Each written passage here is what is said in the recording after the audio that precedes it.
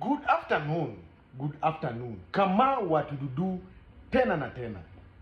Just imagine guys. Kuna mtu tu ako hapo anafikiria hizi gari za 50,000, 100,000, 150,000 kuendelea ati hakuna.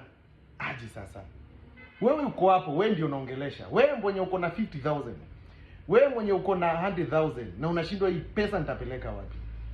Tutembelee tukupatie gari ya Uber, gari ya family car, tukufinance sisi, uko unalipa around 25,000 per month for 1 year ama 24 months.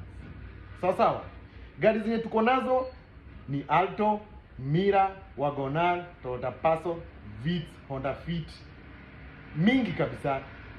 Usitie shaka, hata kama haununui, tembea kwa yard, kuja kwa yard, tembea, angalia gari kwanza.